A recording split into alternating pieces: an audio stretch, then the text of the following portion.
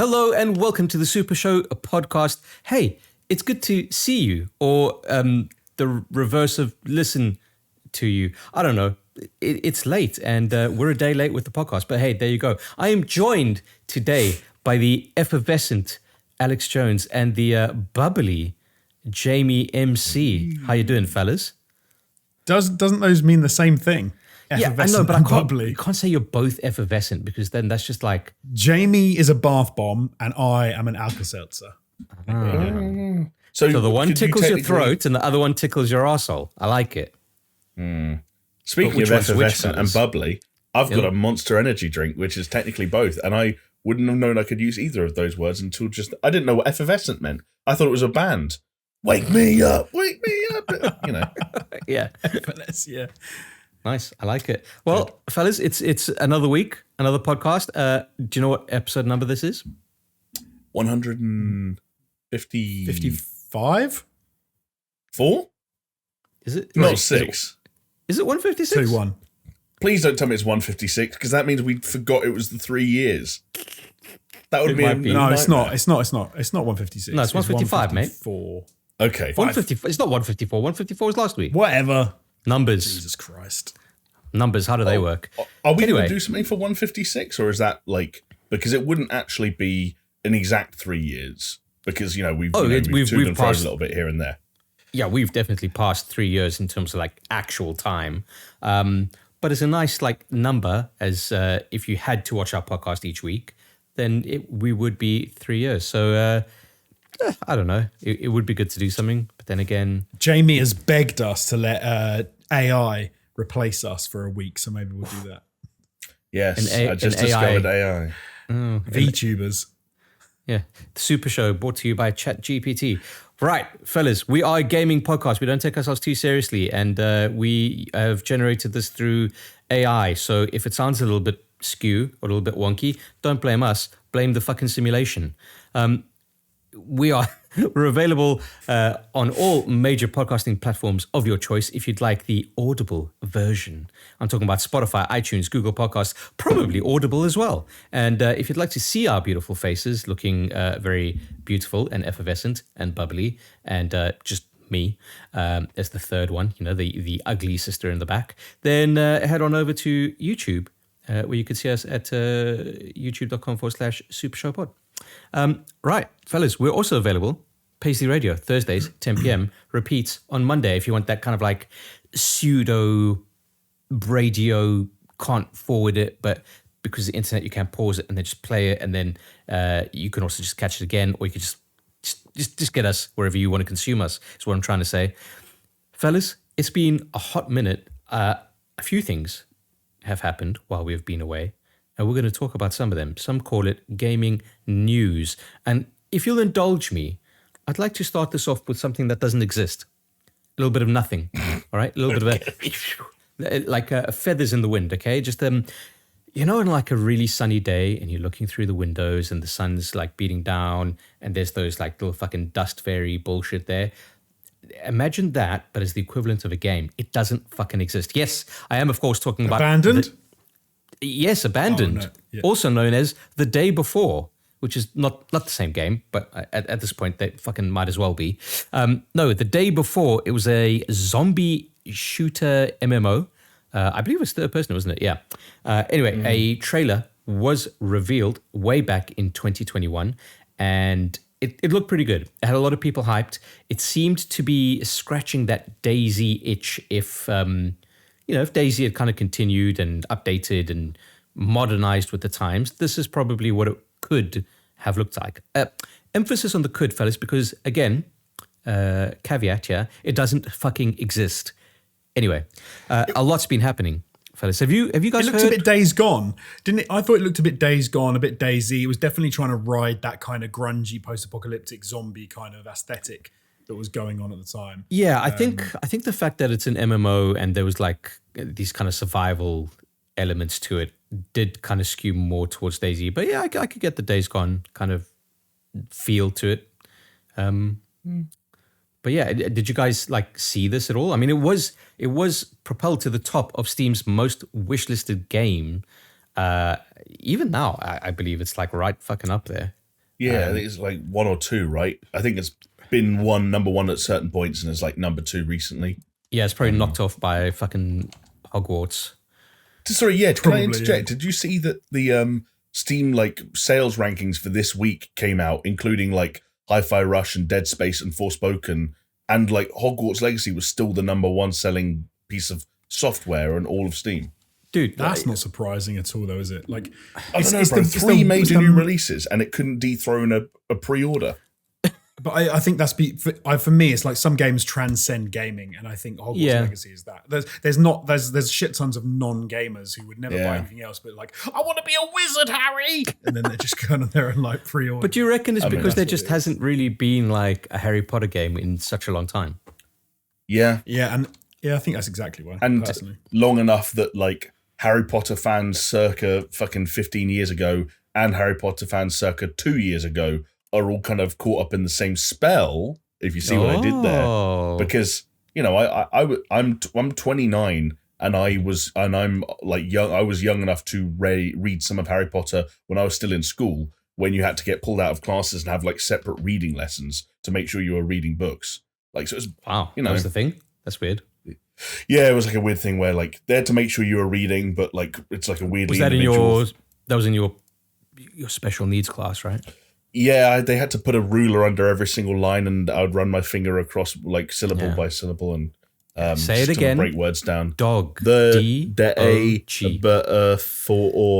answer your original question, Chris, this was one of those games I largely knew about because it felt like, you know, there's this cycle sometimes where a game like this comes along, has a very shiny looking trailer, and it's not necessarily about whether or not you see that trailer, it's about whether or not you see seemingly quite niche YouTubers who somehow also have 1 million subscribers making really in-depth breakdowns of those trailers and talk and like decide they're going to devote their channel to that video game. And I watched a few of those like probably a year or so ago and just looked at everything I was seeing and just said, this ain't real. Like, we don't have to stretch that. Like, you can see what established game developers with thousands of employees are making when they spend tens, if not hundreds of millions of dollars. You know what it looks like because those games come out every week. This ain't real. That was my gut impression. Well, yeah, there's a few things, right? Because on the one hand, you could say, look, it could be real.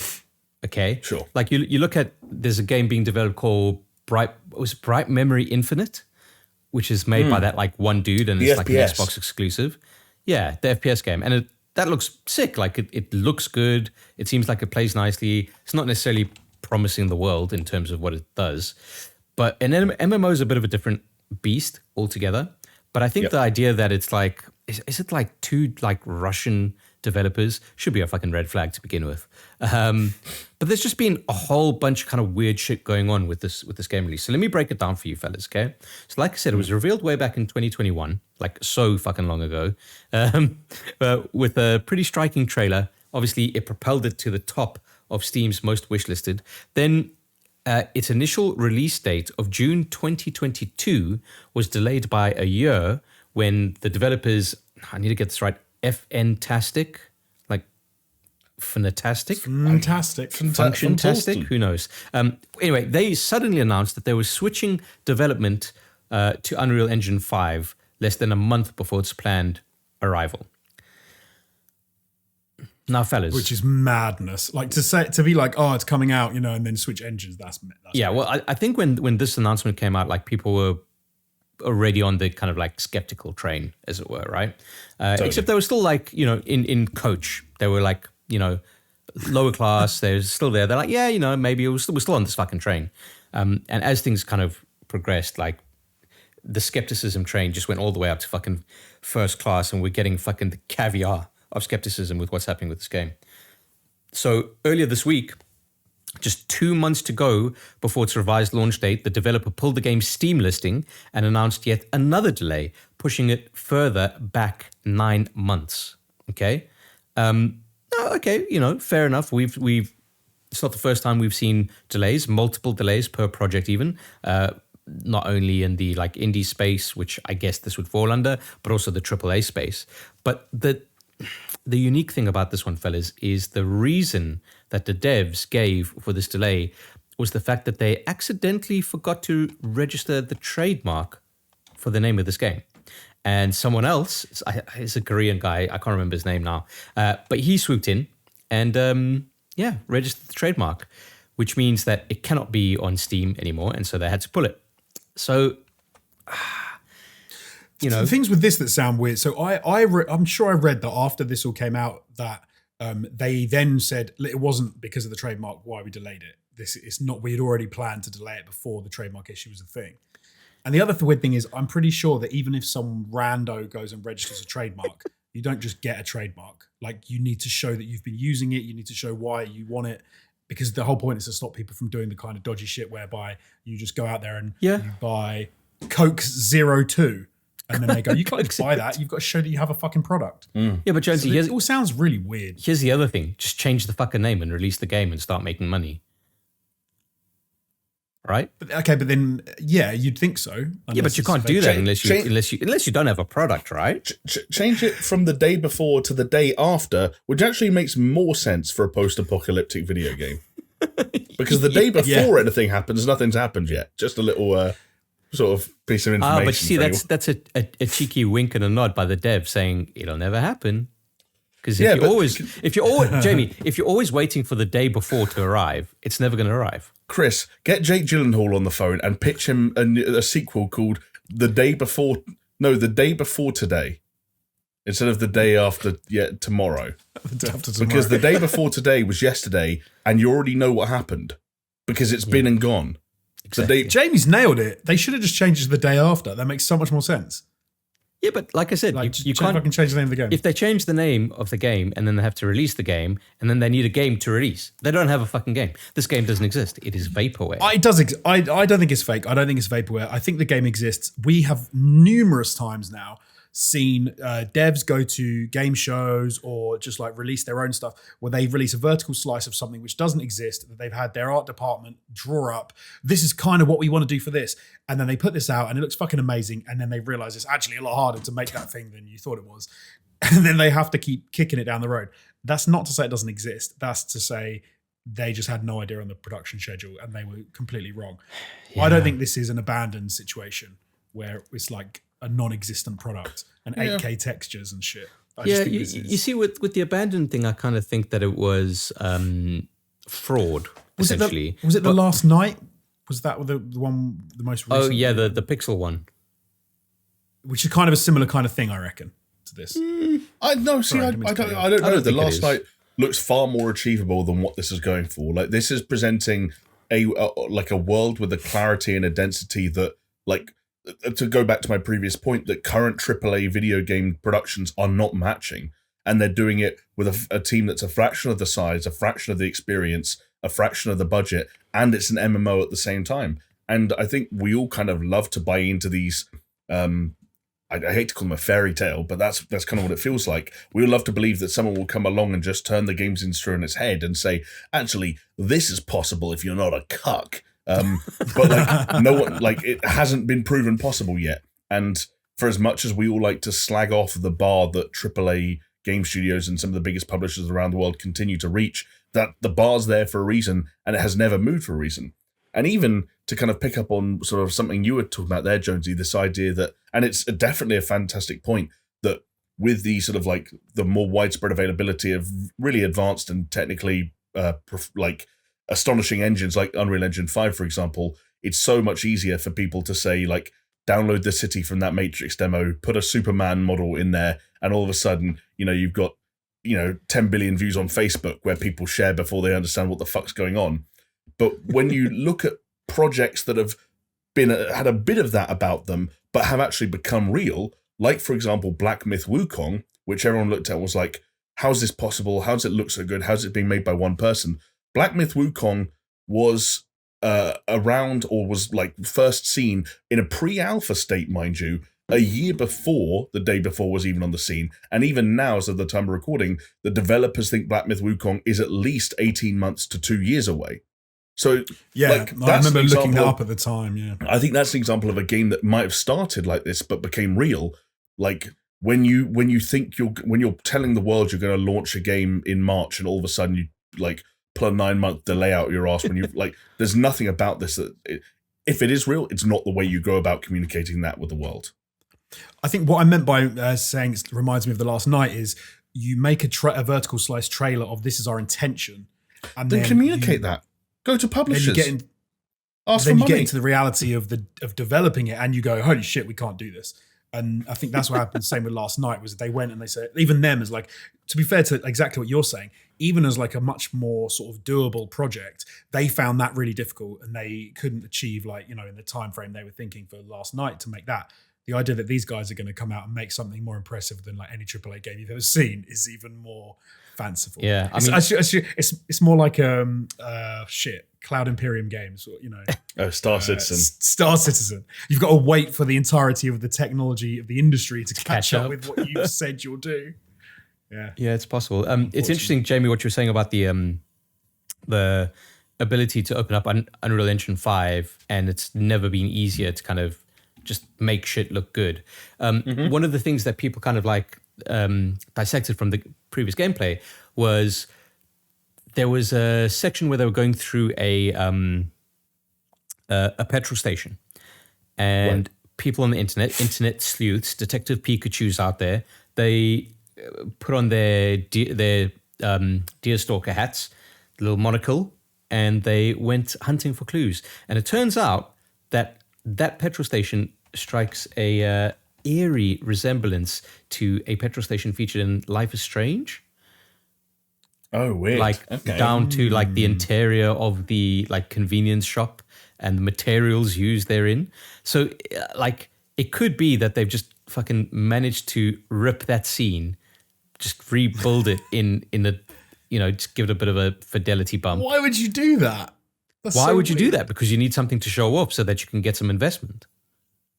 Right. No, but I'm saying why it seems weird to even do that. It seems you might as I suppose, maybe you're right. It's easier to copy something else than it is to come up with that. Yeah, exactly. But the big developers are not. They're not as. What's the word? Like they're not. It's not. They've never done this. I mean, we all remember the first time we saw the Division trailer. Oh yeah. He could push the door. Could still push the door in the game, but the glass getting shot through, and then the little things of glass were like breaking and falling, and we were like, for sure. Ubisoft, between the Division and Watch Dogs and a few other examples, had a really bad patch there of letting the gap between the vertical slices they presented for games at E3 especially, and the final products, that gulf became too big. But Ubisoft are also like a large and somewhat reputable company that have been publishing and developing video games for decades, and they got somewhere near as well with the Division. They got somewhere near to what they presented. Division was always a good looking game. The product, and like I think like Chris pointed out there, like for me this stinks of something that probably is all about investment, because I think as soon as this becomes a tangible product that hits the market, if it ever does, which I have my doubts, then I don't think that's where the money is to be made. I think the money is to be made by fleecing people into continue. Like I hope, for the sake of any sort of like angel investors out there, that no one's been conned by this so far. But like you mentioned, pre-orders available on this? No, just wishlist, from what I understand. So no money was involved from fans or anything. But you would imagine that if something was wishlist, so I mean, you guys must have stuff on your Steam wishlist, and whenever it becomes available, you get a notification. Not only do I get a fucking email notification on my phone, I also get my Steam notification on my phone at the exact same time saying, hey, this game is available, or this game is on sale, go check it out. And then you wouldn't think it would be that difficult for them to just, fucking hell, even if they just launch a broken fucking game, they could still make money from it. But then, I don't know. It's such a weird one, right? Because on the one hand, if they don't have a product and they just want to walk away, it's very easy for them to say, no, we're abandoning the project. They don't have to go into detail. You just say, sorry, fellas, it's not happening. And just walk away from it. Like, no harm, no foul, right? But by continuing to kind of push these goalposts further and further, they're kind of starting this long con, which is very much like Abandon did. It's something we saw quite a lot in the crypto world, right? With certain cryptocurrencies and NFTs especially, is like the second people realize that there's nothing at the center of all of this, it all collapses. But for as long as you keep up some kind of illusion that there's some kind of perceived value, then the money keeps coming in. Like, and that's the same here. As soon as a video game comes out, it's over. Like, even if you make a good video game, as soon as it's out, it's over. The longer you keep people believing there's a video game when in fact there isn't, the more you're making money for old rope. Yeah.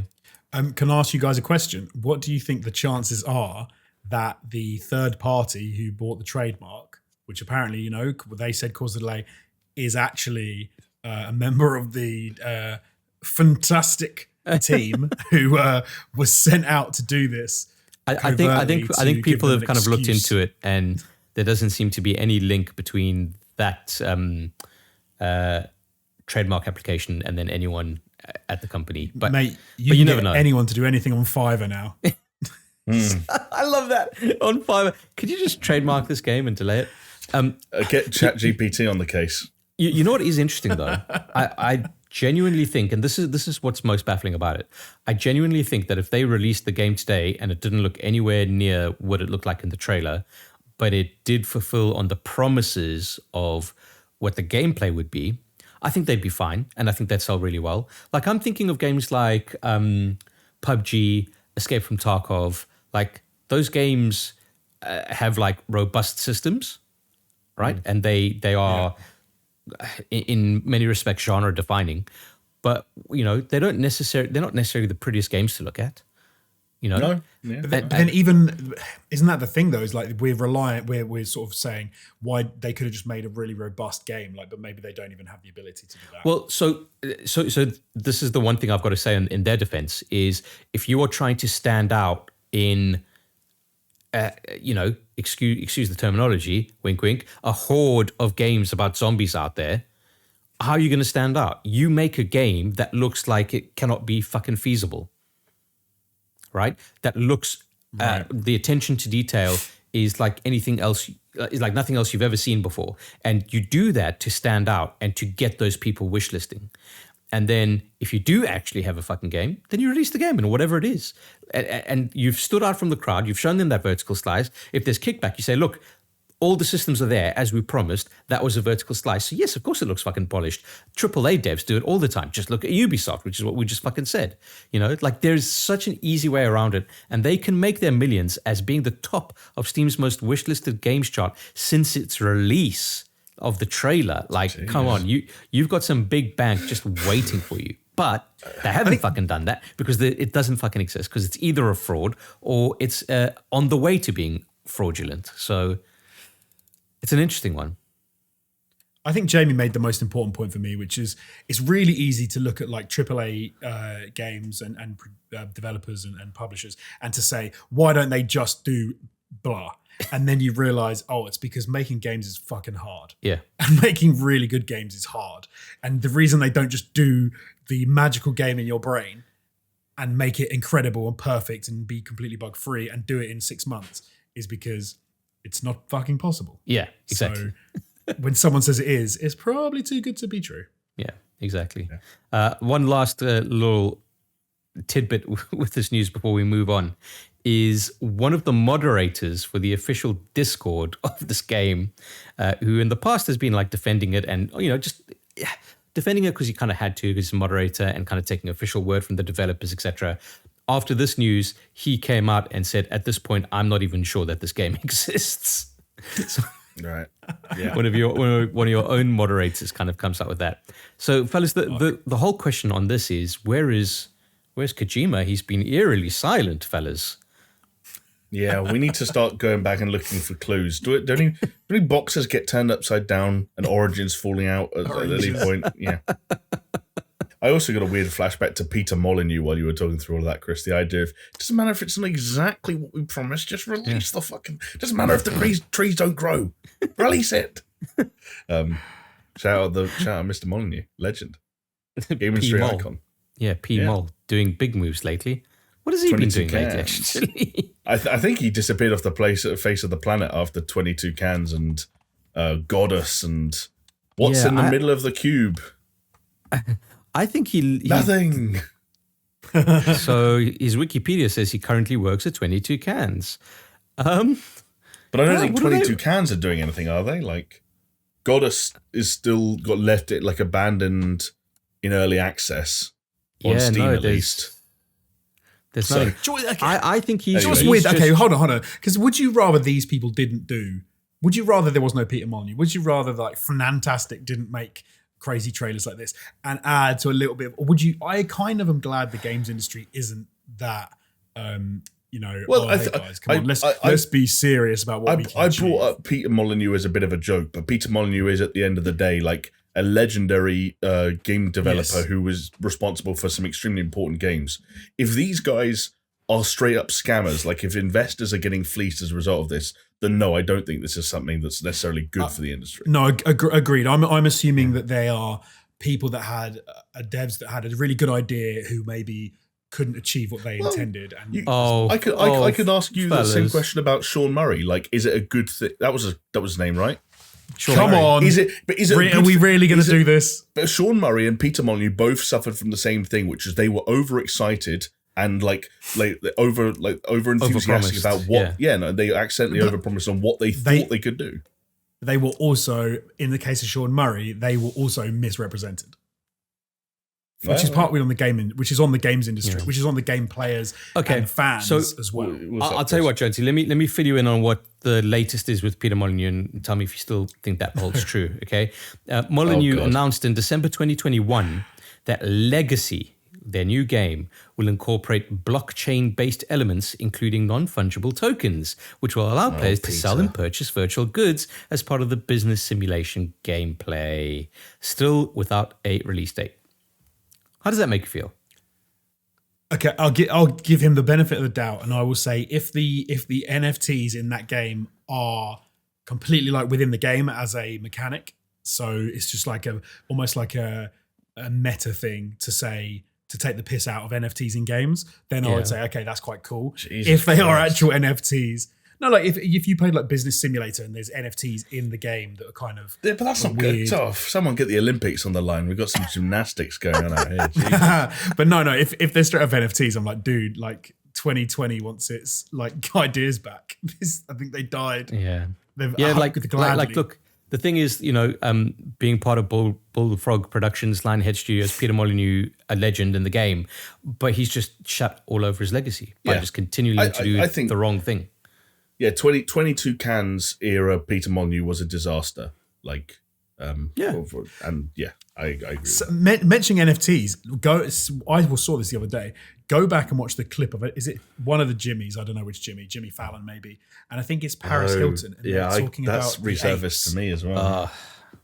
Oh my! It is one of the cringiest pieces of television I've ever seen in my life, and to think that people were talking about that. Hey, my ape looks like me. It's like, no, it doesn't, you muppet. It's got a hat on. Like, what are you talking about? It looks like a badly drawn ape. Like, let's get over yourself. It looks like someone has slipped you some money out the back and you've gone and talked absolute horse shit about something knowing like there's not a thing. And Peter Molyneux is apparently still pushing it. Yeah. So, last I heard, Peter Molyneux was involved with a new developer company called Fnatic. Tacticals. Fnatic are real. Yeah, Fnatic are an esports. Fnatic are real. Fanatec are real. Fantastic and not. Oh, fantastic! Yeah. Anyway, from one fantastic vaporware developer to some fantastic supporters of the SuperShow. I, of course, am talking about our lovely patrons, the people that keep us coming back week after week.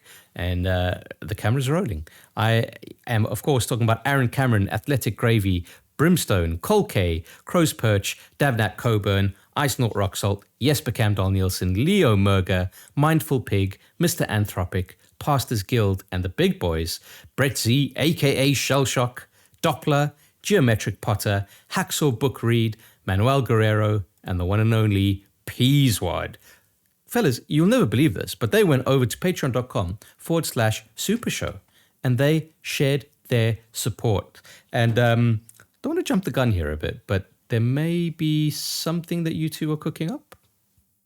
Maybe? Yeah, we've got a few irons in the fire. We'll see how we go. If this week goes as well as last week, we've got nothing in the fire right now. So don't want to speak too soon. Finding time to sync up with these two guys has been nigh on impossible, actually, hence the delay for this particular podcast. And that all rests at my feet, and I do apologize for that. But, in for a dollar, in for a dime, for a dime, in for a dollar, whatever it is. Anyway, fellas, it's been just over a week since the last time we spoke, and I'd like to know what you've been up to. Before I get into it, though, I'd like to say that I have not been getting into much stuff, nothing worth talking about, unfortunately. Obviously watched The Last of Us, which by the time you listen to this is one episode removed from what is available at the moment. But it was a good piece of television, and I did enjoy it, but I don't really want to get into it. So why don't you guys tell me what you have been watching, playing, doing, scrubbing, if you catch my drift. Why don't we start with you, Jamie? Yeah, well, okay, so mostly playing for me this past week. Good. Because, while I was complaining about the number of new releases that were hitting thick and fast this time last week, I actually spent most of the time since then indulging in them. One such new releases, of course, Dead Space, the remake of the 2008 sci-fi smash hit horror game from Visceral at the time, now remade by Motive, still all published by EA. And as you've heard just about everywhere else on the internet by this point, it's a very good remake. It's kind of like a nice middle ground remake where it's not, Resident Evil or Final Fantasy VII degrees of needing to be, scraped off the floor and reassembled, but it's not quite the Last of Us Part 1 levels of this didn't need to happen at all. It's somewhere in between where you're like, I don't even know if this needed to happen because I'm glad it did. Right, yeah. It's scary. It's scarier than the Callisto Protocol was at the end of last year. I can say that with some confidence. But my God, is that loop of, dismembering necromorphs and stomping on them to make more bullets fly out still as satisfying as ever. And if that's working, you don't need much else, right? Yeah, true. Oh, I want to play it so badly, but I'm not going to because I'm too afraid. Like, I know I just won't enjoy it. See, I'm managing, and I've been playing on my own, not in the dark, but on my own with headphones on. Because for me, headphones on as well. Oh, God. Yeah. Well, so for me, the thing has always been, and you guys have witnessed this firsthand, if I feel capable, and if by me I mean like if the player character feels capable, then I'm fine, usually. It's making me unarmed. It's making me, innocent bystander that has to run away and hide in a locker, like Outlast and Outlast 2 vibes. I can't handle that. Parts of Resident Evil 7, where obviously Jack Baker couldn't die, I couldn't handle that. Your infamous jump scare? Yes, which one, Like... The one where you held your heart in your head and you tasted copper. Oh, well, yeah. I mean, that was that particular one. That was the closest I've ever come to the edge. You've actually, what's interesting is... to the edge of glory. That's tickled Chris. What I think, what's interesting, actually thinking about it now, I think Dead Space marked, like when I hadn't long been playing like shooters on console versus PC. And one of the issues I had with Dead Space originally was trying to nail those, like taking limbs off of necromorphs. And that really was got to me in that game because, like you're saying, Jamie, when it disarms you in a game, that's a different thing. But I constantly felt like that with Dead Space because I was always running out of ammo, and then it was horrible. Yeah. So I wonder if I had another bash at it now because I've been, I've been playing mainly consoles for shooting on consoles since then. Jesus Christ, how long ago that? You might be better off. Years ago or something. Yeah. I haven't found ammo. You also have a PC, fella, so don't forget that. Yeah, but it's easier for me gaming on my PlayStation. Yeah, that's fair. I tend to do that. Yeah. But Dead Space is really good. I've been playing something else, but might be more better suited to chatting about later because it feels like it was just as much a news story as it was a video game in some respects. Yeah. So fair enough. We'll pick it up then. Yeah. Anything you've been watching? I was talking to you guys earlier because I couldn't remember if we chatted about it before on the podcast, but I have now watched the first 3 episodes of The Rehearsal, which Nathan Fielder. Exactly. But Chris, remind me, you only watched the first episode. Did we chat about it on this show? Because I couldn't remember. So I don't know if we've chatted about it on the show or maybe one of our little preambles before we hit record. And if I did chat about it, I think probably very minimal because it was only the first episode that I watched. For those who don't know, The Rehearsal is a kind of like a reality show by Nathan Fielder of Nathan For You fame, which that show absolutely tickled me in ways. I was rewatching some tonight, bro. The frozen yogurt one. Oh god, like just honestly, just all of it. The one where he has to do a magic trick, and if he doesn't do the magic trick in time, his pants get pulled down automatically, and he exposes himself to a group of like 8-year-old children. Like, it's just insane. It is insane in the cringiest way possible, and that guy's a fucking comedic genius. It's mental. Jonesy, Nathan For You was ostensibly like, you know how there are shows where like Gordon Ramsay will go to like a struggling restaurant or something like that and be like, I'm going to help turn your business around and help you figure all this stuff out and give you all these business advice because I'm a sage business guy. Nathan For You was like him doing that for all different kinds of businesses, but actually, you know, he doesn't.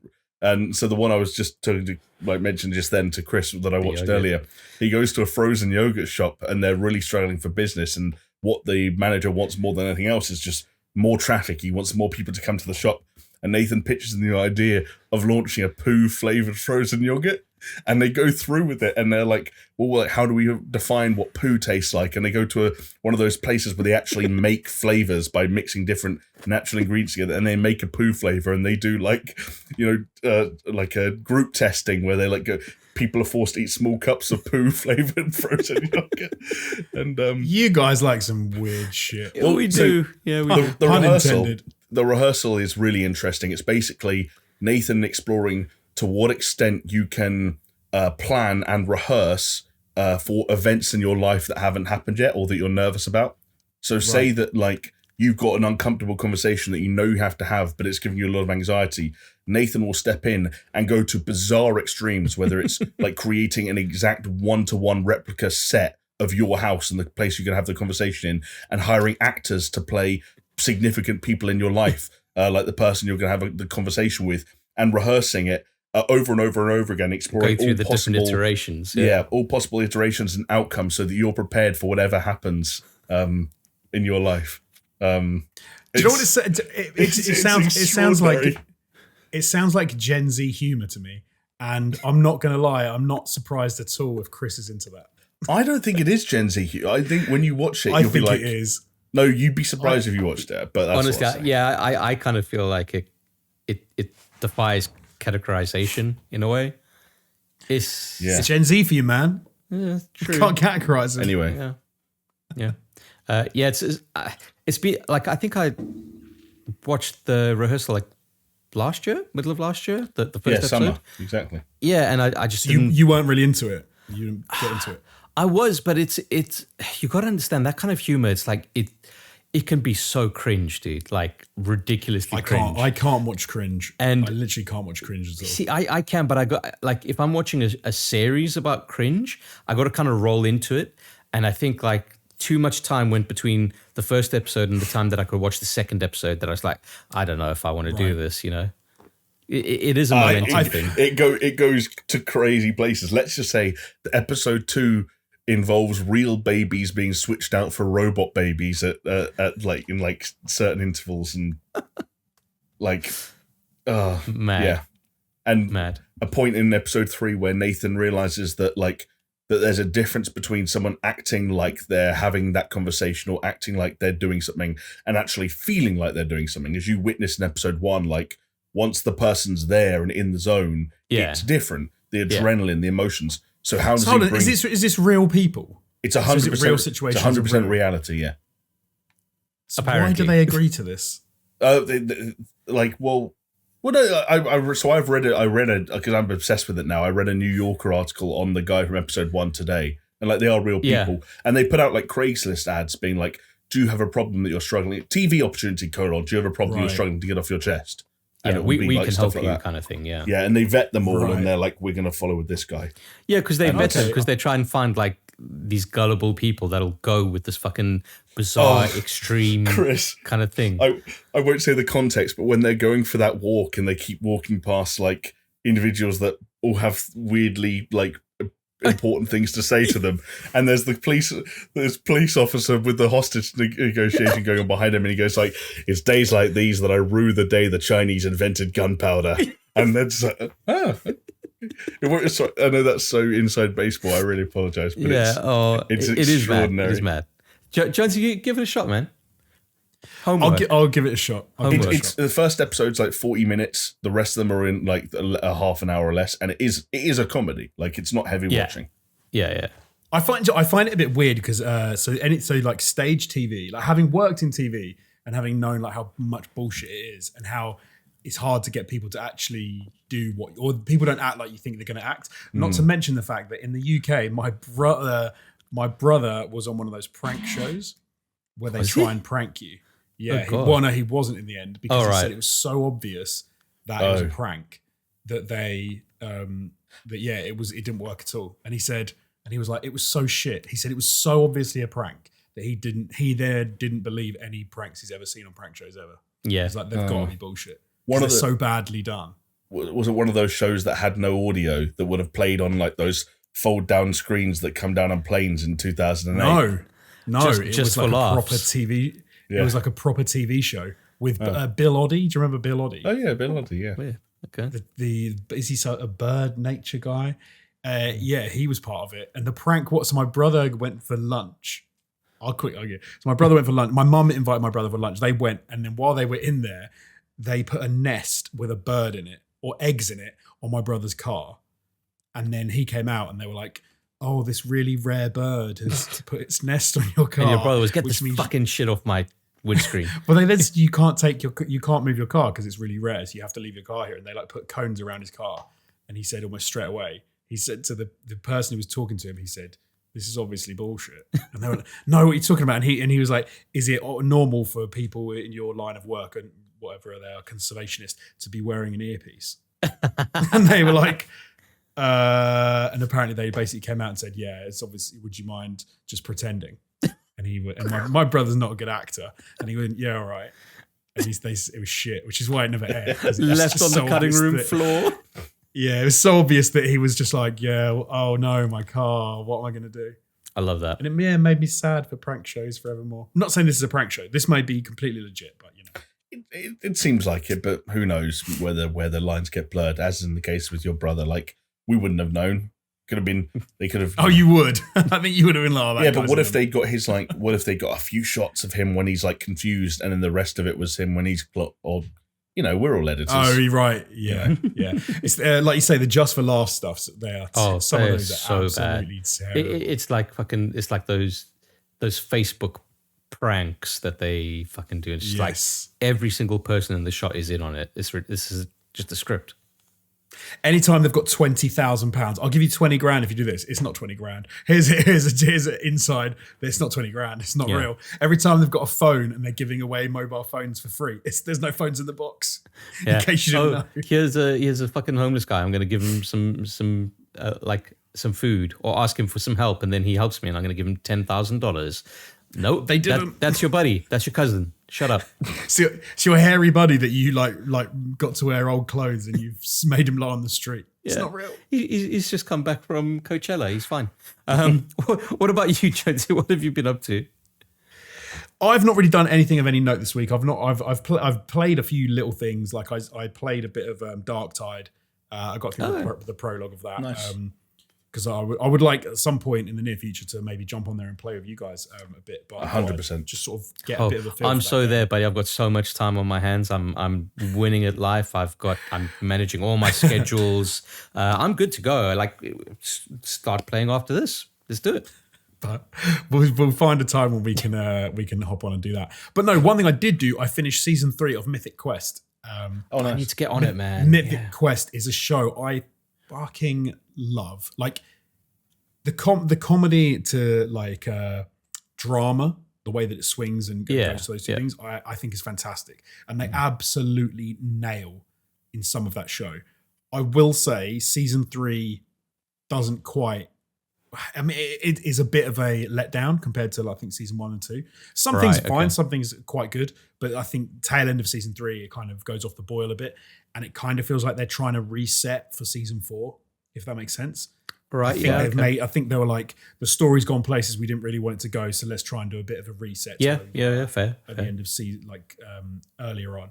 But I'm keen for season 4, and like I said, I absolutely love some of the surprising drama that show gives you when you think it's going to be all stupid humor, and then suddenly they'll pull out like full on emotional drama. Yeah. Like, holy shit. I was not expecting Jamie's kind of giving you the blank stare. But Jamie, if I can equate it to you, you haven't seen any of the Mythic Quest, have you? No. So I know how you feel about sitcoms and stuff, but if I had to kind of equate it to you, and maybe not exactly like it, but it's definitely within that vein, it's kind of like Dave, like almost this. But whereas Dave is like a singular person being introspective and the drama around the comedy in his life, this is more ensemble. And maybe, the meat is not full Dave, but it's definitely not the kind of comedy that you really dislike. It's probably like, somewhere in the middle. Yeah, I wondered if you were going to bring up Dave because with what Jonesy was talking about in sort of like the ratio of laughs to sort of like slightly more sentimental elements. And Dave obviously kind of had that refrain where at least one episode, at least one point in each episode in that first season was like, yeah, but here's the real emotional. Yeah, here's where she gets real. Yeah. See, the Mythic Quest doesn't do. Mythic Quest will have like 2 episodes that seem fully funny, and then there'll be and then the next episode will be the same, and then suddenly at some point in it will just get super serious, and it throws you, and then you're like, oh shit, these are real characters with like real stuff going on, and then the next episode will be a throwback to 20 years before. None of the characters are the same, but it's giving you some backstory, and it's full on drama. Yeah, it's barely any. Dave comedy. does some of that as well, right? Like, okay, I'm thinking about, I forget their names, but is it Gator? The one who has Gator. Does he have PTSD also? Yeah, I feel like a lot of that episode was he's bipolar. Bipolar, that was it. A lot of that was flashbacks, right? Is how you get his. Yeah, so he gets like a flashback episode which kind of explains his bipolarism, but then from that episode you kind of obviously understand him a bit more, but it reframes everything that you know about him. That's the fucking genius of Dave, man. Dave's such a fucking quality show. And funnily enough, like the other day I had it stuck in my head, like the end of season 2 in Dave, where he does the whole fucking what's his name music producer. Anyway, and then it goes, well, I never watched season 2. Oh, you never watched season 2? Oh, I'm not going to spoil it then. I binged season 1 in like 2 days on iPlayer. Oh, you could just do season 2, man. It's I know. Equally as There's good. so much to watch nowadays. I know. Is Mythic Mythic Quest on Apple? Yeah. Yes. Okay. I'm trying because I think it's in season 1, maybe. But there's an episode of Mythic Quest where it goes back to it's season 1. It's called A Dark Quiet Death, and it is nothing to do with Mythic Quest. It is just it's almost like the history of the office where they work, and it is an episode that you could watch as a standalone for anyone who's into like video game design, video game development. And it looks at a couple who kind of get together for their love of games and how they grow apart because one of them like wants to take the money, and one of them is all about the creative process. Yeah, and it's actually like kind of harrowing. And I just looked on IMDb. It's rated 9.4 out of 10 on IMDb, nice. And it's got who is it? It's Charlie Day. Sorry, no, Charlie Day wrote it. Who's the guy in it? It's the guy from New Girl. Yeah, from New Girl. Jake, I can't remember his name. Jake Johnson. Oh, Jake Johnson? Yeah, I know him. And Kristen Milioti. I can't even say it. Yeah. I'm like reading on thing. But yeah, and I would say you could watch that as a standalone episode and be like, that's a cool fucking episode of something. And then you watch the next episode, you'd be like, what the hell am I watching? This is nothing. This is completely different. This is Rob McElhenney being a Muppet. But again, it just kind of reframes people's relationships, right? I fucking love shit like that. Yeah. But no, that was it for me. Yeah, not a lot else has gone on for me. Nice. All right, well, let's move on to our last thing that we'll cover now, and we're running out of time, so we're going to kind of go through it. There's only one major thing here, I guess, that's important, which is basically everything announced at Xbox and Bethesda's Developer Direct, which I love that they did this. I think it's really cool, especially at the time of year that they did it, and kind of saying, hey, this is what you can look forward to, and here's some fucking dates, and let's hear from the actual developers and what they're doing.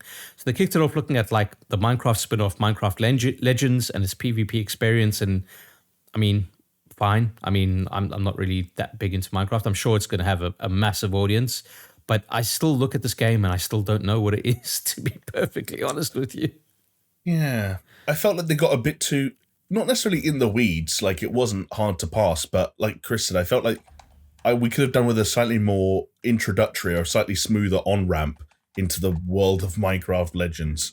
Because, you know, like, I can see what it looks like, I can see what it's drawing from, but yeah. Yeah, like legitimately, I do not know. Like every time I thought I knew what this game was, it's like, oh yeah, but then you can like just send the pigs to attack them around the back. I'm like, what?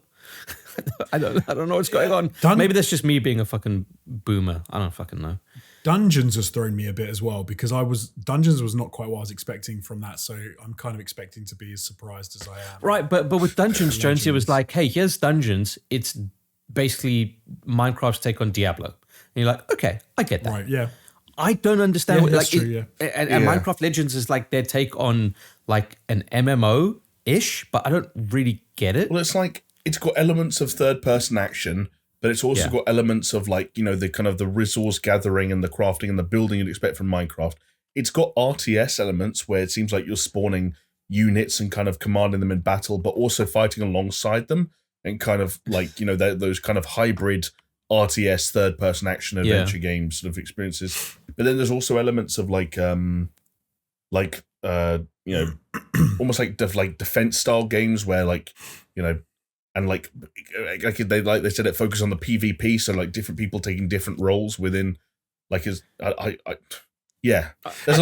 going on. I'm glad I'm not the only one who doesn't understand it, Jamie, because you're making me feel better about myself. I think it's hard to understand. I genuinely think that it looks like a completely different game. They were like, let's make this Minecraft, and because it looks like it has kind of nothing to do with Minecraft. Like what's PvE in that? Like, what's the single player experience in Minecraft Legends? Building your base. Maybe. Can you disconnect it? Do you have to opt into PvP? Like, I don't know. Survival, like Grounded. I don't know. And this is the problem for me. But hey, I'm sure people that are really into Minecraft, they do know, and they're going to be happy to know that it's out on the 18th of April. PC, PlayStation 4, PlayStation 5, Xbox One, Xbox Series X and S, and of course, free on Games Pass. And then they moved on to something that I'm always passionate about, Forza Motorsport.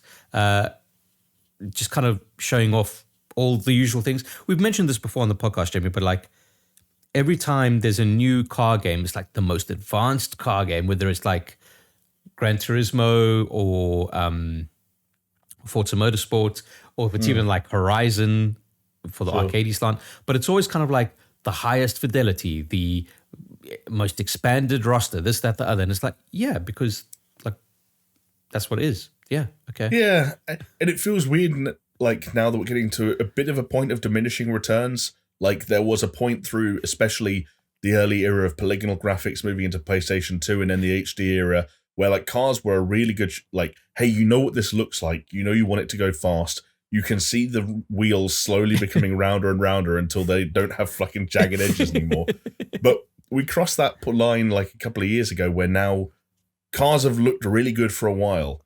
And I'm excited to see, you know, Turn 10 slowly starting to tease their way. They're trying to eke out a bit more, look how nice this car looks. And all that stuff did look really nice. And I'm sure that we're going to take advantage of the Series X in some really cool ways, and some of the ideas they've got around ray tracing and how that's going to tie into the dynamic sort of time of day stuff that they're doing. Like, it's going to be really cool. Some of the things they talked about, damage models looks great. But if I can sort of get to my, not to be a negative Nancy, but get to my issue, it's kind of a Minecraft Legends situation, which is that I'm not the kind of car nut who can look at cars looking pretty and say, well, that's a day one purchase. Like, what am I doing? You've created a sub-series of this game that is so much better for my tastes than Motorsport, because it's got story elements and it's got a massive range of activities, and I'm doing crazy stunts, and I'm fucking, you know, spinning the wheel to, you know, unlock new cars. Pinatas and literally, and it's like, you're going to need to really wow me if you just want me to get excited about a Ford GT looking shiny again. Like, what are we doing here? You know what they're going to bring in? The car randomly break down, and you'll have to sit on the side of the road for real time 3 hours waiting for the AA. Yeah, waiting for the AA. That's the future. It's a feature. It's a feature. You'll turn the box off. You'll turn it back on. You'll still be sat there waiting for the AA, and you've got to wait that real time. It is one of these things where it just kind of feels like they need to go through the motions, because you always need to have a good racing game on your console that is the most up to date. Yes. Right? And sure. Best looking, and all of the latest cars. And for Xbox, that's Forza Motorsport, and for PlayStation, that's Gran Turismo. And they just like, each console generation needs to have it. It's written in the go roll. to your one friend out of 30 who actually buys them and sits there and has the rig. But no, Jonesy, now everyone will have it because it'll be on Game Pass. So why not? Yeah, also, only Jonesy, one friend in 30 will actually play it. They're going back to Kyalami, a storied South African racetrack. So that makes me very happy. Got a nice little highlight there. So presumably, as you're going there, you will get danger of being hijacked. So if they add that in, fucking day one purchase, that would be amazing. The thing is, games are getting. It always strikes me as funny when certain games get like closer and closer to being like as realistic as possible. It's going to get to the day where it's indistinguishable from your real life, because it's so like it takes you literally 10 years to get a new car in Forza Motorsport, because they're like, no, you have to wait and save up. You have to earn it. The Ford Fiesta, move on to the Renault Clio, and you're like. And then how long is this taking? They introduce career mode, but career mode is actually, no, you need to go out, start a job so that you can afford this next car. Yeah. Yes. And you actually have to do the job and work, and you have to type. Yeah. This is my job. And the whole game is going to be called Third Life, because it'll be the sequel to Second Life. Anyway, I guarantee you someone on the Gran Turismo team has pitched that as a concept. They've already made us get all our licenses and you fail your. Imagine you fail your driving test and you're playing Forza Motorsport. It's like, how are you liking the game? Like, man, I failed my fucking driving test 10 times. I can't play yet. Gatekeeping. And you've got to wait. Well, Jonesy, Gran Turismo Sport made you sign a digital gentleman's agreement kind of document. Yeah. Right. Basically saying like a fair play kind of thing, saying like you're not going to be a douche in the game. Is like, okay. And then every clip I see of like this is what they do. They go to all this lengths to make like racing games, incredible and realistic, and all the cars look amazing. And then every bloody clip I see from like Forza Horizon is just people getting really shit cars that are insanely fast, and they race them down that one road and just overtake people like after they've waited 3 minutes for them to start the race, and then they take off at 400 miles an hour, and you're like, why do they bother? Yeah, why do they really bother? Well, anyway, we can find out for ourselves in the first half of 2023. It was first expected in the first half of 2023, but now it looks like it's going to arrive in Q3, maybe Q4. Who knows with these people? I mean, Microsoft Studios have been known to push stuff out. But one thing that was a lovely surprise was when Tango Gameworks announced Hi-Fi Rush, a rhythm action game that gave loads of vibes of Jet Set Radio. And in a nice, pleasant surprise, it was shadow dropped for that very night. And I obviously, everyone loves that, but more so, it's a game that really fucking stands out. It's a game that looks really incredibly fun. And I know, speaking to Jamie, it's like, yeah, I'm downloading it tonight and I'm going to try it out, which I believe you did. I love shit like that. And I'm so glad that it is doing well. And not only that, apparently it has smashed the kind of myth that games on Game Pass don't make any money, because it's obviously available on other platforms as well, and it's selling pretty good. Which, surprise, surprise, get enough people happy about it and talking about it that other people feel, hey, maybe I should try it out, and then they will. Yeah. So there you go. What do you think, Jamie? Like so this was the other thing that you played. What was your take? Yeah, I'm really digging it. Like I've only played a handful of hours because obviously I spent the weekend bouncing between this and Dead Space, which is fun because you couldn't ask for two more different games if you tried. Yeah. It's like it's everything it says on the tin. Like it's everything you want it to feel like and play like when you're watching it. That combat is really satisfying. They've found a way to kind of match it to the rhythm. They've got this system where I believe no matter when you input an attack, it always hits on the beat. So if you want to follow up your attack and stay on the beat, it's got the system of like roughly just try and press your next attack when your last one landed. and that sounds like it might be a bit fidgety in the moment, but it's not, and the whole world moves to the beat. The presentation is just fucking insane. Not just like in terms of the wildness, the zaniness, the colors, but also just it's so impressive. Like it really feels like a labor of love. And the fact that they worked on something like this for so long in secret and managed to make it till like basically 24 hours before the show, before there was even an inkling, an idea that something like this might be happening. Yeah, no leaks or anything. Right, and then Shadow dropped it, and then for it to actually also be good, it's too early to say whether it's a Game of the Year contender. I know some real Xbox heavy people have already gone in on that because, well, they're an excitable bunch. It's been a tough year for them. I get it. I'm teasing. But like, it's great. Like it's a real like earnest, fun, lively, colorful, vibrant action game. And the way they, like I said, the way they integrate some of those rhythm mechanics really makes sense. The soundtrack's great. They've got licensed tracks from bands like Black Keys, Nine Inch Nails, The Prodigy. Chris, you I'm right in thinking you're a fellow Invaders Must Die fan. Big time. Bro, there's a scene where like the protagonist, who's called Chai, it's like like crashes through a window and realizes he's basically in like a cafeteria filled with all the robots. I will say at this point, he's basically had his MP3 player put into his power cell, like Tony Stark style, which has made him marked as a defect. So everyone on this campus, which is run by an evil, mega corporation that creates robots and robotic adjacent stuff, is trying to destroy him. And you hear that dun dun dun dun at the start of Invaders Must Die, and you realize, oh shit, that's what they're gonna do. And it's like, that Invaders Must Die, and then the beat drops the second you get control, and it's like, and everything in the environment, so anything that moves in the environment moves to the beat of the song that's playing. So everything, and even enemies attack to the beat of the song that's playing. So enemies are attacking to the beat, you're attacking to the beat, the environment's moving to the beat. It sounds so cool, man. It's the fucking Prodigy. That does sound really cool. And it's like, it does all come together to make a really unique experience that I enjoyed way more than, for example, that Doom-inspired FPS last year that had a similar... I didn't click with that. And with this, it was like, the second I moved the left analog stick and I realized the protagonist's feet, Chai's feet, always land on the floor to the beat of whatever's playing, I was like, they're onto something here. And it's and like it's shadow dropped on Game Pass. Like we can immediately get excited about something and then play it 2 hours later. It was just the fucking dream. Like that night, I was so excited. I was thinking about this, like when they announced it, I was thinking, how cool would it be? Because you can watch this stuff on your Xbox, right?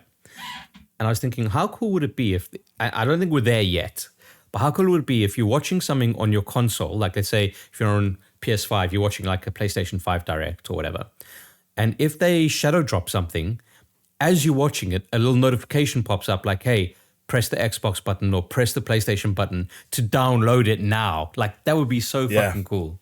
Do you know what? If the band U2 hadn't ruined downloading things to devices without your permission, that would have been cool.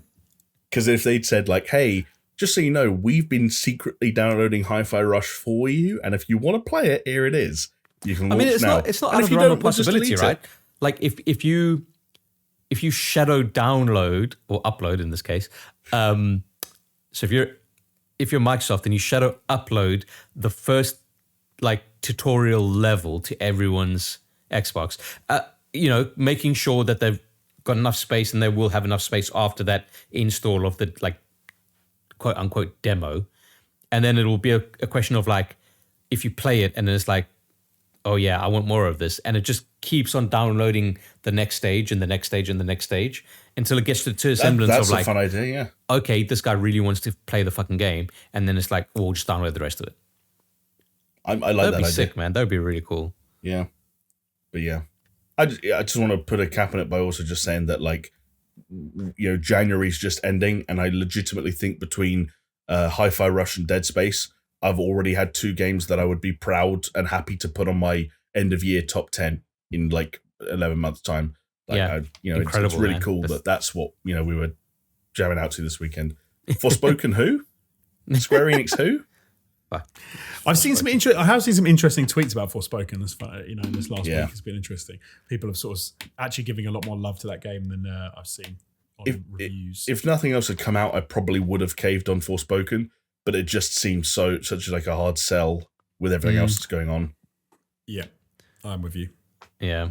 So on the Xbox thing, next up was Elder Scroll Online's next expansion, Necrom, which had leaked, but which is a little bit unfortunate. But whatever, you get a new class called the Arcanist, and it's set in the eastern part of Morrowind. Morrowind, obviously my favorite area in the Elder Scrolls. Not that you guys care. And that is out June 20th, 2023. If I were into MMOs, I think this is a really tempting kind of fucking thing for me.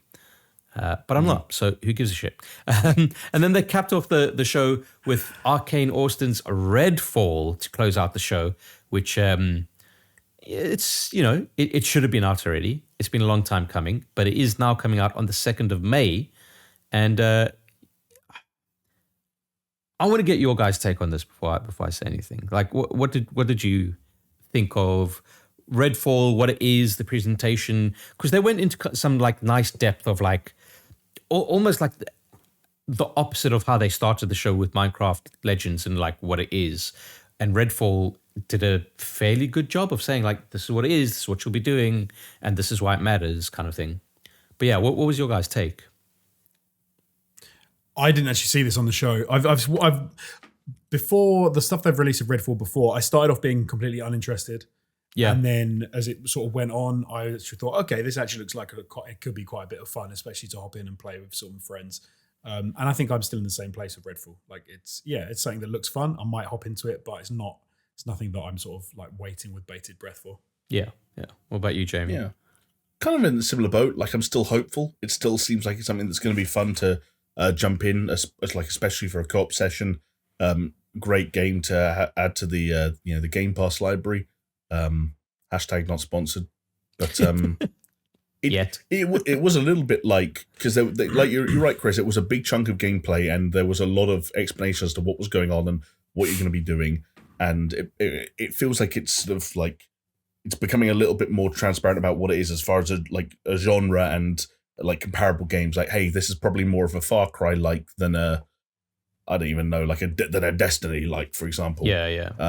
But there is still an element for me where my excitement for Redfall, like, over the last year or so, has largely been like, okay, it's Arcane Austin, they've got chops. I want, even if they're pulling back a little bit on the immersive sim elements, it still looks good. And I'm excited to see what happens. And I'm waiting for that moment to happen where I get excited more based on the credentials of the game itself and what I'm seeing, rather than just how good the game should be in theory. And for some reason, this gameplay like preview didn't swing the pendulum that way. Nothing about like the fights I was seeing and the gunplay I was seeing, or the variety of weaponry and mechanics and abilities that the player characters used really made me go like, oh wow, this looks like something special. It just looks like something I'm probably going to play. Yeah. Which in sort of a I think shrug maybe of the shoulders start. Yeah, I think that's maybe the kind of the other side of the whole Game Pass thing, right?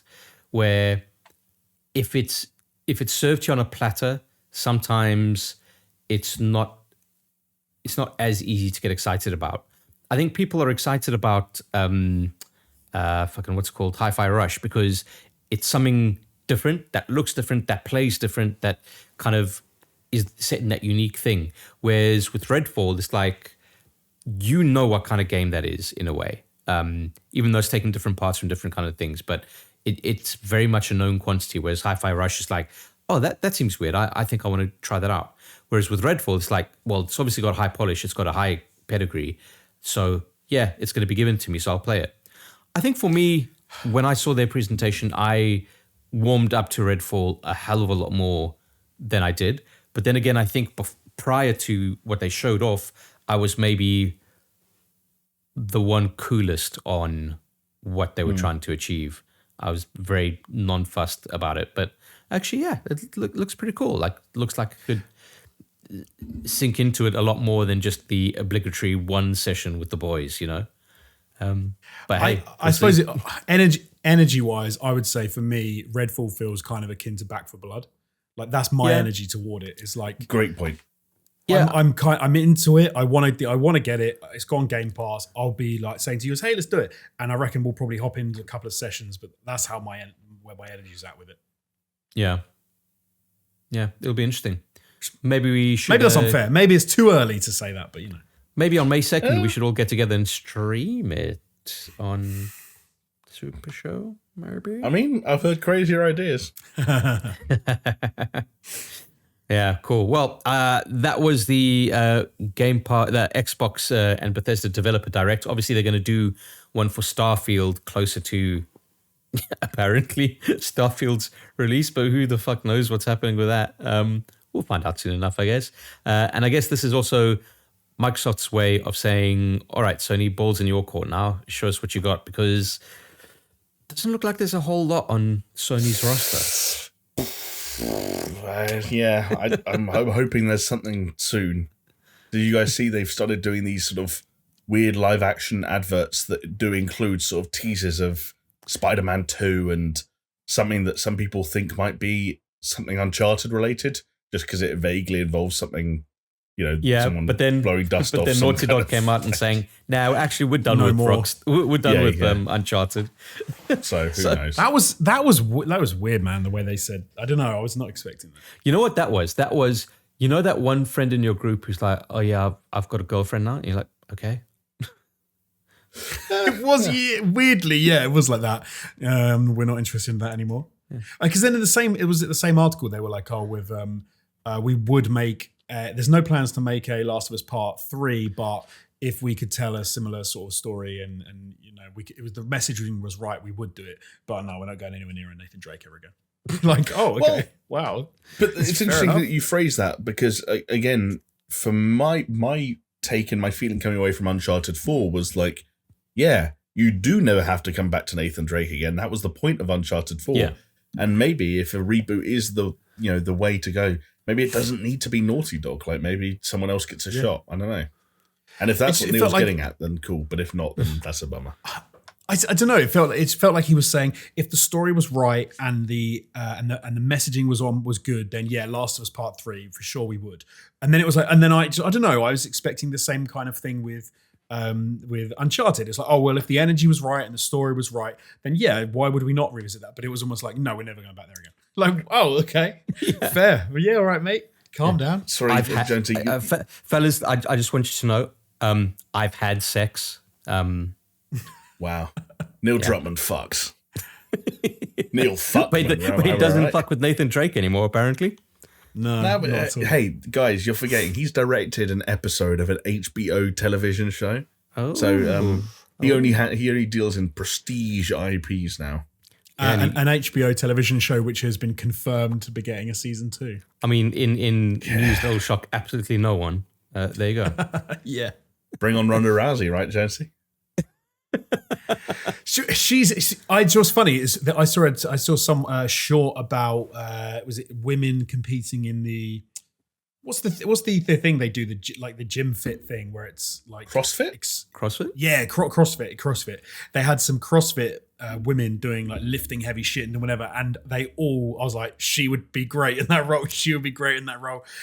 Physically, they would be great. Yeah, but can they act? Yeah. And so I think that's unfortunately for Ronda Rousey, that is the same issue. Unfortunately. Yeah. Well, have to wait. Whereas I'm kind of worried about this. But this girl that they're going to put, apparently they've cast him for it.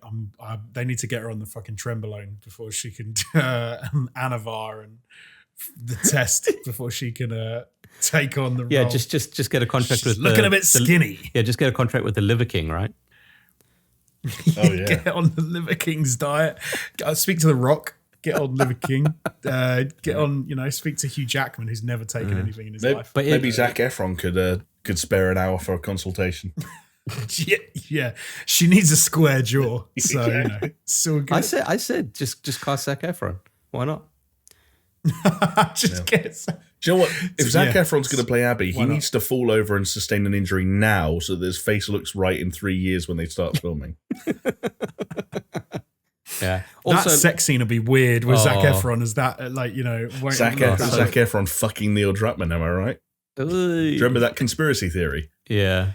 No. Like the character, there's a character in, I can't even remember, there's a character in like Abby's posse that looks a bit like Neil Druckmann because he's got like long hair that he ties up. Yeah, he was the one who spat on Joel at the beginning. There was like a theory that like Neil Druckmann had like around the same time lots of misinformation about the game and like transsexuality and stuff like that was spreading. So but like Neil Druckmann had like cast himself in the game so that he could fuck someone or like sorry, I don't even remember. Wow. Conspiracy. People have too much time on their hands. Yeah, big time. But it also Dr. Upton. But it also kind of poo-poos my idea that season 1 or rather Last of Us Part 1 will be extended to 2 seasons because they have said that season 2 did they say officially that it's going to be part 2? I think Neil Druckmann put out a tweet that heavily implied it. Like he. Oh no! It was that the story of part 1 will be concluded in season 1. I think that's what it was. Which obviously because I is tried another to way of saying yeah. I don't know though because I tried to read into it because I tried to see exactly this. What is season 2 going to be part 2 then? I still think that they're going to, and I know you guys disagree, but I think they're going to slide in some. New story stuff into another maybe. I still think it's going to be 2 seasons. I think I'm coming around to it, Jonesy, because if this does well enough, then it kind of gives them the opportunity to be able to do that, and it obviously has done well enough. So I can see the door opening for them to think that way. Do I think that they should do it? No. I know Jamie thinks that it's not going to happen, but I think the possibility's there. They've been on the record about not having no desire to Game of Thrones this by trying to make it up as they go along, and I don't think they're going to take that many creative liability. Like, I think the story's there. They know how these you're not going to risk it by making a season 2 that's about something else entirely. Also, the tweet that I saw, it's very much open to interpretation. But Neil Druckmann quote tweeted The Last of Us HBO's account saying, "Oh, we're returning for another season 2." And his tweet was part 2, in Roman numerals, and then an arrow to HBO. Part 2, up to this point, being the way that obviously the second game has been referred to. I know what you mean about the not creating new story and like Game of Thrones in it. I absolutely agree with you with that. I suppose my thinking was more like I could see them doing like a padding season where nothing really happens to Joel and Ellie, but why risk it around them? As Chris said, like purely to extend it out because it's making money. Yeah, but if it's a pure padding season, then you're just cutting off your momentum, right? No, it depends. Not if you could have some real story stuff happen. Just it would have to happen to other people. Like it would have to happen to some side characters that we've not met yet, and we get some we get more of the world being filled out, and we get some more interesting stuff happening where nothing's really going to happen to Joel and Ellie because their stories are already set. Yeah. But I can appreciate that maybe that's unlikely, but I don't know. At the same time, it seems surprising to me if your series is absolutely killing it and your viewing numbers are that good, and you're like, no man, season 2, this is happening, and it's like, oh wow, okay. 1, 2, you're done. But we said part 2 could be split into 2 seasons. So 3 seasons as prestige TV. Why not? Also, maybe HBO. One of my favorite HBO shows of the last couple of years was One and Done, and it was critically acclaimed, and that was Watchmen. Yeah. And you're right. That is a better way to do it rather than what's the one, the zombie one? Oh, fucking The Walking Dead with like 50 different spin-offs. Yeah. They didn't know how to end it. And it's just like exactly. It's literally become what it's called. It's The Walking Dead. Like it just won't fucking die. They should have just like got rid of it years ago, but Yeah. Anyway. Yeah. Things that probably should have gotten rid of years ago. That's us, fellas, and we're done with another podcast. So yeah. Thank you if you are listening to us on a podcasting platform of your choice. And thank you if you're watching us on YouTube or listening to us on Paisley Radio. We appreciate each and every single one of your ear canals and the stirrups and the anvils and the wax. So, hey, check back with us next time for more Super Show goodness, and we'll see you next time. Bye. Bye. See ya.